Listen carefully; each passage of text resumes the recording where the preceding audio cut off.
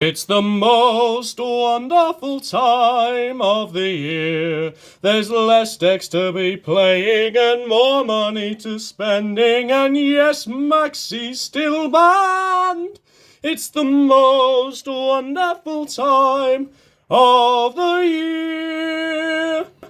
How are we doing, guys? Welcome back to the channel. As always, I'm Jim from Team Whirlwind. And today we're going to do a ban list discussion and breakdown for what I think is going to happen on the upcoming January 17th Yu-Gi-Oh! Ban list. First off, first card I have banned is Arch Nemesis Protoss. This card is searchable in Sword Soul and is spamming out onto the board, locking you out of the game, similar to previous effects like VFD and Sword Soul. Losing this can perfectly carry on comboing. There's nothing really that they're going to miss on it other than a boss monster towards the end, of which the deck already puts out. Fair enough. The second card banned, in my opinion, is Artifact Scythe. This card is been in the format for a while now, being abused with DPE. Being able to pop it and just shut out the opponent from the extra deck enables a lot of decks to just sort of stop in their tracks, and it's not really what Konami are wanting us to do. They want us to play these new decks, which all rely on extra deck spamming. Speaking of DPE, the way that I'm going to tackle this card isn't by hitting Verte, because I don't think they're done selling Verte Anaconda, and they're not done selling DPE. However, something does need to be done about it. So I've actually got for my third card banned Celestial. Celestial is, in my opinion, the problem with the Enforcer package. Not only do you have the Enforcer for an interruption on the opponent's turn, but when it gets outed, being able to pot a greed for free enables so many comeback resources, and just it gets completely out of line way too quickly and makes it hard for rogue decks, or hell, even meta decks, to actually keep up tempo advantage against them. Next on the list, we have a card that everybody has been complaining about for format after format now, Imperial Order. I personally don't hate this card. I quite enjoy having it in the game as a way to shut out decks, because my biggest pet peeve in the entire game is, hey look, I'm playing something really interesting. Oh, you're on Sky Striker? I lose. But no, Imperial Order now being able to shut out a third of the card pool and stopping everybody's spells, which are mainly used for extension, this, that, and everything else. It is a problem, and it's been around long enough. Even with its errata, it is time for it to join the ban list. Speaking of cards that shut out a third of the card pool and are just unfair in the game, in my opinion, the next card banned is Harpy's Feather Storm. Having this card in the game for the Lyrilusk Tri-Brigade deck, just being able to shut out monster effects, blanket negate them, we're seeing VFD levels of shutout negation here. The problem is, with VFD and cards like it, if you had Imperm, or right now Forbidden Chalice is running around the format, if you had something like that, you could negate it and stop it. However, now, even if you drop something like a Dark Ruler no more down on the opponent, they can just flip the Feather Storm. You can't combo off and capitalize on it. For that reason, I think it's degenerate. Harpies aren't going to miss the card too much, because I don't know about you guys, but there aren't that many Harpy players rocking around in my neck of the woods.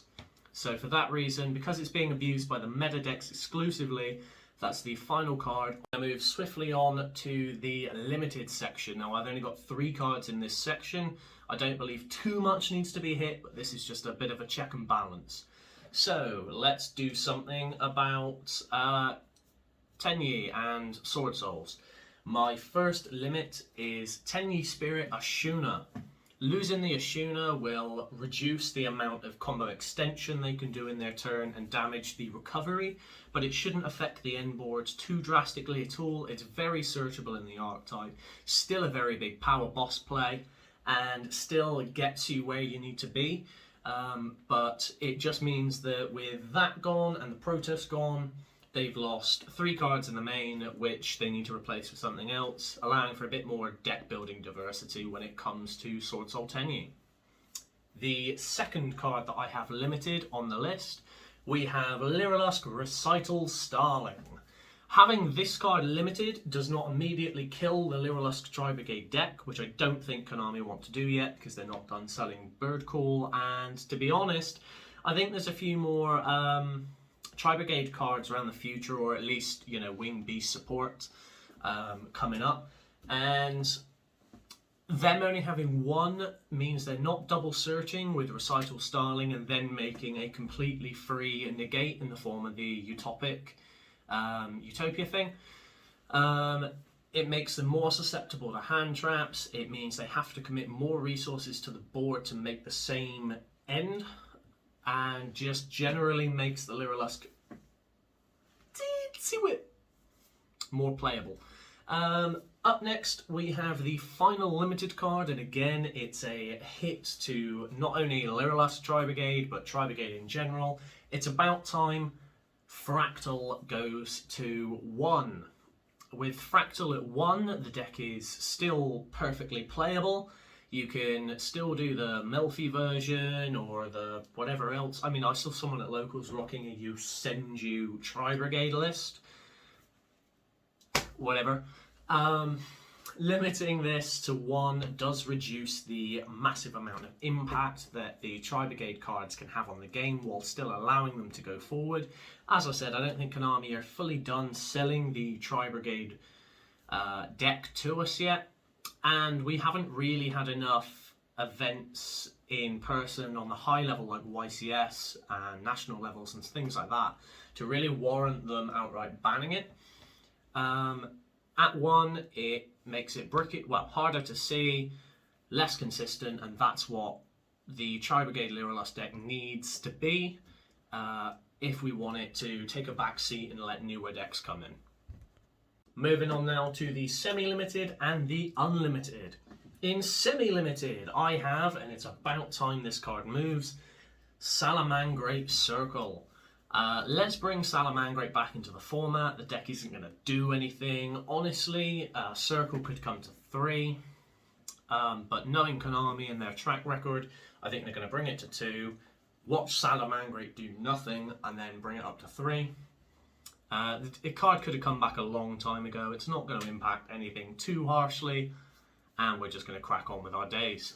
The second card, and I really sincerely hope that I'm wrong here, because I am sick and tired of this deck, but it does have new support coming. It has a huge fan base. I can see Sky Striker module multi-role coming back to 2 copies.